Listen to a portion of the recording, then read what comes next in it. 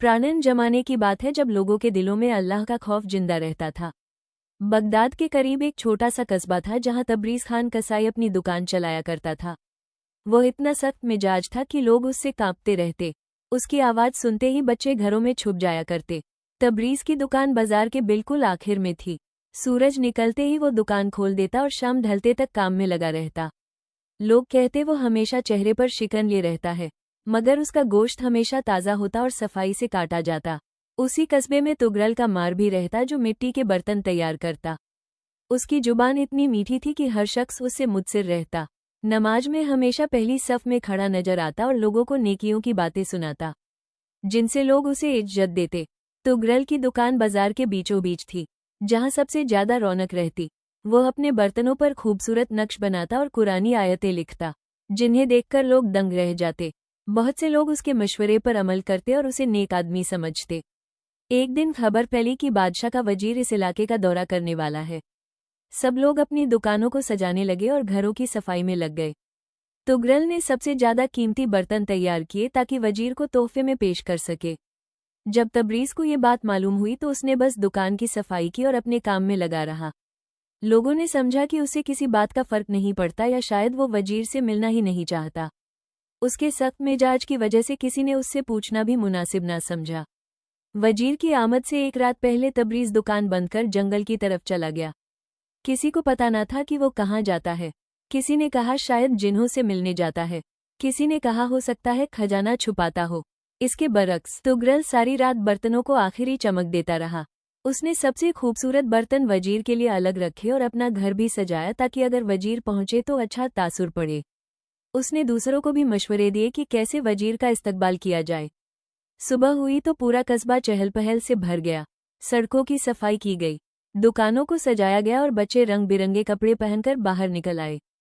तुगरल अपने तोहफे लिए सबसे आगे खड़ा था और वजीर की राह देख रहा था। लेकिन तबरीज की दुकान बंद थी। लोगों ने समझा शायद वो पहले ही कहीं गायब हो चुका है। कुछ ने कहा उसे शर्म आती होगी क्योंकि वो बदमिजाज है, मगर असल हकीकत कोई ना जानता था कि तबरीज कहाँ गया और क्यों। जौहर के वक्त वजीर का काफिला कस्बे में दाखिल हुआ। 6 घोड़ों वाला शानदार रथ था, जिसमें वजीर सफर कर रहे थे। वजीर जमीज़ल अहमद एक बुजुर्ग और दानिशमंद शख्स थे, जिनकी सफ़ेद दाढ़ी और चेहरे पर हिकमत के आसार साफ दिखाई देते। कस्बे वालों ने फूलों की बारिश करके वजीर का इस्तकबाल किया। तुगरल सबसे आगे था, चेहरे पर बनावटी मुस्कुराहट और हाथों में खूबसूरत बर्तन लिए। वजीर ने मुस्कुराकर सबका शुक्रिया अदा किया और मेहमान खाने की तरफ बढ़ गए।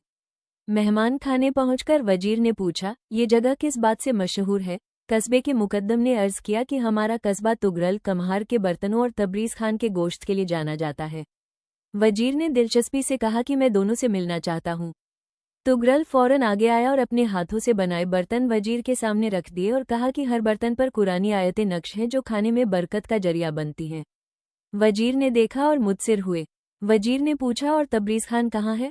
मुकद्दम ने बताया कि वो अजीब मिजाज शख्स है, शायद आपके आने की खबर सुनकर कहीं गायब हो गया हो। तुगरल मुस्कुरा कर बोला कि वो हमेशा यही करता है, लोगों से घबराता है। उसी वक्त एक शख्स तेजी से आया और बोला कि तबरीज खान अपनी दुकान पर वापस आ गया है। ये सुनकर वजीर की आंखों में चमक आई और उन्होंने कहा, चलो पहले उसी से मिलते हैं, फिर शाम को तुगलक के पास जाएंगे। वजीर जब तबरीज की दुकान पहुंचे तो देखा वो खामोशी से अपने काम में मशरूफ था। वजीर को देखकर उसने बस सर झुकाकर सलाम किया और फिर काम में लग गया। वजीर कुछ देर तक उसका काम देखते रहे और तबरीज ने कोई खास तवज्जो ना दी। वजीर ने पूछा, आप कल कहाँ थे? तबरीज ने बिना नजर उठाए कहा कि हुजूर, मैं जंगल में गरीबों को गोश्त तकसीम करने गया था, जैसा कि हर महीने जाता हूँ।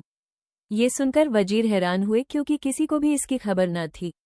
वजीर ने पूछा, क्या आपने यह बात कभी किसी को बताई? तबरीज ने सादगी से कहा, नहीं हुजूर, अल्लाह देख रहा है, वही काफ़ी है। मैं शोहरत के लिए नहीं, अल्लाह की खुशनुदी के लिए करता हूँ। ये सुनकर वजीर बहुत मुत्सिर हुए। वजीर ने तबरीज से कुछ गोश्त खरीदा और मेहमान खाने वापस आ गए। शाम को वो तुगरल की दुकान पर पहुंचे, जहां तुगरल बेचैनी से इंतजार कर रहा था और अपनी तारीफ पर तारीफ किए जा रहा था। वजीर खामोशी से सुनता। तुगरल ने वजीर को अपने घर दावत दी थी, जहां उसने बहुत सी तैयारियां कर रखी थी। घर सजाया गया था, महंगे कालीन बिछाए गए थे और दस्तरखान पर तरह तरह के खाने रखे थे। तुगरल बार बार वज़ीर की तारीफ करता जा रहा था। तुगरल फक्र से कहने लगा कि वो 5 वक्त नमाज पढ़ता है और गरीबों की मदद करता है। उसके बर्तन दूर दूर तक मशहूर हैं। वजीर ने सर हिला दिया मगर उनकी आंखों में कुछ और ही सोच झलक रही थी।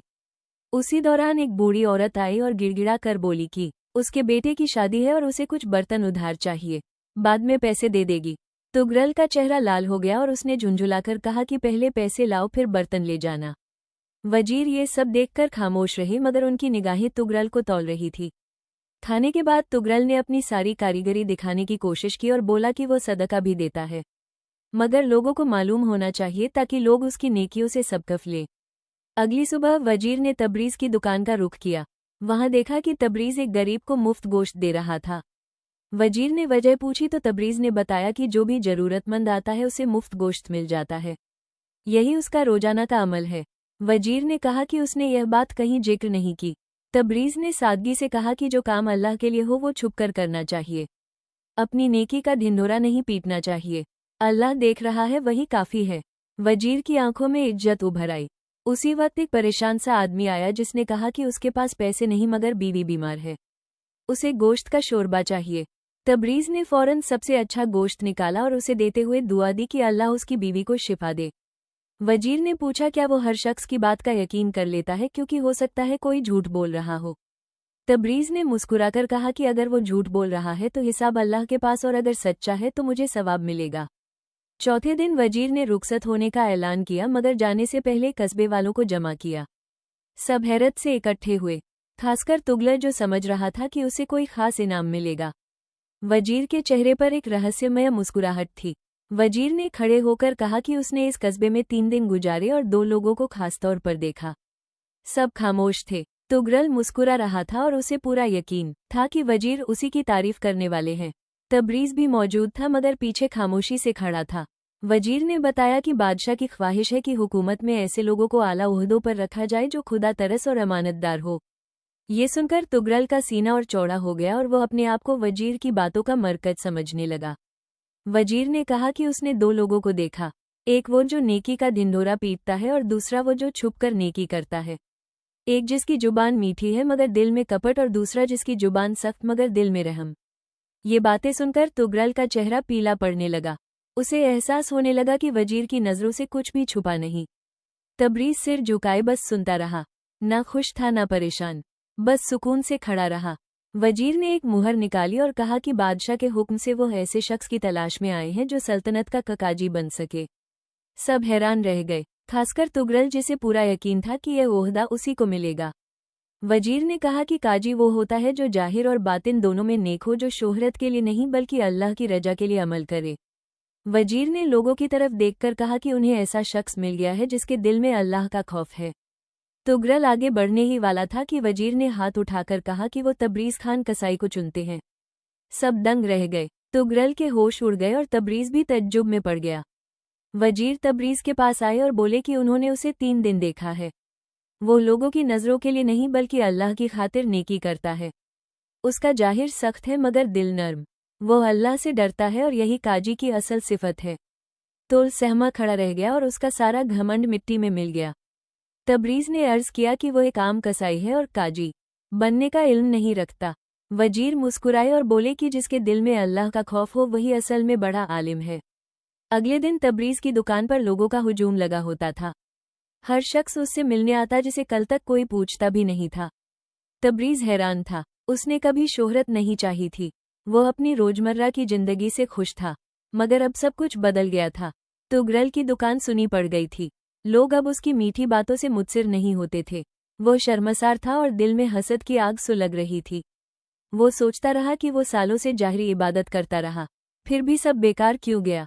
वजीर ने तबरीज से कहा कि उसे 3 दिन में तैयार होकर राजधानी चलना होगा। तबरीज घबराकर बोला कि उसने कभी गांव से बाहर कदम नहीं रखा और उसका काम कसाई का है। वो काजी कैसे बन सकता है? वजीर मुस्कुराए और बोले कि अल्लाह उसका मददगार होगा। उसी रात तुगरल ने एक खतरनाक मंसूबा बनाया। हसद इतना बढ़ चुका था कि वो तबरीज को नुकसान पहुंचाना चाहता था। उसने सोचा कि अगर तबरीज को बदनाम कर दे तो शायद मौका उसे मिल जाए, और वो रात के सन्नाटे में तबरीज की दुकान की तरफ गया। तबरीज अकेला बैठा सोच रहा था कि वो ख्वाजी जैसे बड़े ओहदे का हकदार नहीं। उसे क्या मालूम इंसाफ कैसे किया जाता है। उसने आह भरी और दुआ की कि अल्लाह उसकी मदद करे और उसे अच्छा ख्वाजी बनाए ताकि वो लोगों के साथ इंसाफ कर सके। उसी वक्त उसे किसी आहट का एहसास हुआ। उसने देखा कि तुगरल चुपके से दुकान में दाखिल हो रहा है। तबरीज ने खुद को छिपाया और देखता रहा। तुगरल दुकान में कुछ मशतबा चीजें रखने लगा जैसे वो उसे फंसाना चाहता हो। तबरीज आगे बढ़ा और बोला, तुगरल तुम ये क्या कर रहे हो? तुगरल दंग रह गया। वो पकड़ा जा चुका था। उसने डरते हुए हकलाते हुए कुछ कहना चाहा। तबरीज ने उसे पकड़ लिया और वजीर के पास ले जाने का इरादा किया, मगर तुगरल घुटनों पर गिर पड़ा। तुगरल रो पड़ा और बोला कि उसे माफ कर दिया जाए। उसने हसद में आकर ये सब किया। वो तबरीज को बदनाम करना चाहता था ताकि उसे कगाजी बनने का मौका मिल जाए। तबरीज ने उसकी तरफ देखा और उसकी आंखों में गुस्सा नहीं बल्कि तरस था। उसने तुगरल को उठाया और कहा कि वो उसे माफ करता है। सुबह तबरीज वजीर के पास गया और बोला कि वो काजी बनने के लायक नहीं। तुगरल को मौका दे दिया जाए क्योंकि वो बदल सकता है। वजीर ने हैरानी से वजह पूछी तो तबरीज ने सारी रात का वाकया बयान किया और कहा कि उसने उसे माफ कर दिया है और वो एक मौके का हकदार है। वजीर मुस्कुराए और बोले कि तबरीज ने एक बार फिर साबित कर दिया कि वो काजी बनने का सबसे बड़ा हकदार है क्योंकि माफ करना बहुत बड़ी नेकी है। तबरीज सर झुकाए खड़ा रहा और एक कोने में छिपे बैठे तुगरल की आंखों से आंसू बह निकले। पहली बार उसे अपनी गलती का एहसास हुआ। 3 दिन बाद वजीर तबरेज को साथ लेकर राजधानी जाने वाले थे। कस्बे वालों ने तबरेज के लिए विदाई रखी। तुगरल भी आया, सर झुकाए और उसने तबरेज के सामने हाथ जोड़कर कहा कि उसे माफ कर दिया जाए। तबरेज ने तुगरल को गले लगाया और कहा कि वो उसे बहुत पहले से माफ कर चुका है क्योंकि दुश्मनी रखना उसका काम नहीं।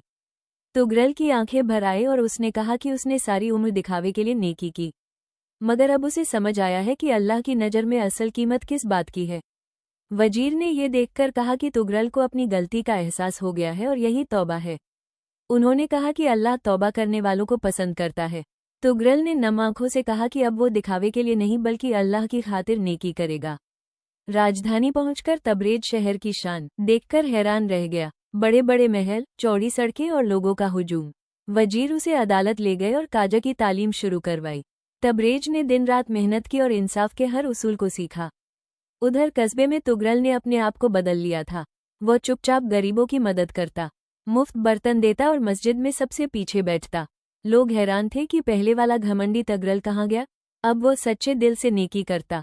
1 साल बाद तबरेज अपनी इंसाफ पसंदी की वजह से मशहूर हो चुका था। एक दिन बादशाह ने उसे बुलाया और कहा कि दूर दूर से लोग उसके पास इंसाफ लेने आते हैं, इसलिए वो उसे दारुल कज्जा का सबराह बनाना चाहता है। तबरेज ने अदब से कहा कि वो सिर्फ अल्लाह के लिए फैसले करता है, ओहदे की चाह नहीं रखता। बादशाह मुस्कुराया और बोला कि यही वजह है कि वो यह ओहदा उसी को दे रहा है क्योंकि जिसके दिल में अल्लाह का खौफ हो वही सबसे बेहतर काजी होता है। साल गुजरते गए। एक दिन तबरेज को तुगरल का खत मिला जिसमें लिखा था कि वो यतीमों के लिए एक घर बना रहा है और मदद की जरूरत है। तबरेज तुरंत अपनी तनख्वाह का आधा हिस्सा लेकर कस्बे पहुंचा और देखा कि तुगरल हकीकत में यतीमों की खिदमत कर रहा है। तुगरल ने तबरेज को देखा तो उसकी आंखें नम हो गई। उसने कहा कि तबरेज की माफ़ी ने उसकी पूरी जिंदगी बदल दी और उसे समझा दिया कि अल्लाह का खौफ किसे कहते हैं। तबरेज मुस्कुराया और कहा कि यह तो बस अल्लाह की मेहरबानी है।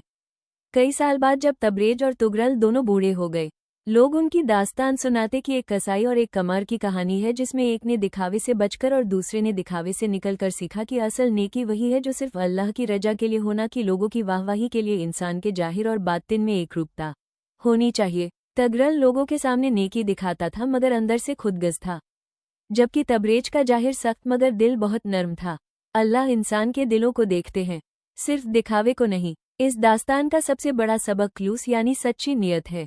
तबरेज जो भी नेकी करता सिर्फ अल्लाह की रजा के लिए करता, वो कभी अपनी भलाई का ढिंढोरा नहीं पीटता। खलूस के बगैर सारी नेकियां बेअसर हो जाती हैं। तबरेज के दिल में अल्लाह का खौफ था जो उसे हर बुराई से रोकता और चुपचाप नेकी करने की हिम्मत देता। अल्लाह का खौफ वही असल ताकत है जो इंसान को हर हाल में सही रास्ते पर बनाए रखती है। तबरेज ने तुगरल को माफ करके साबित किया कि माँ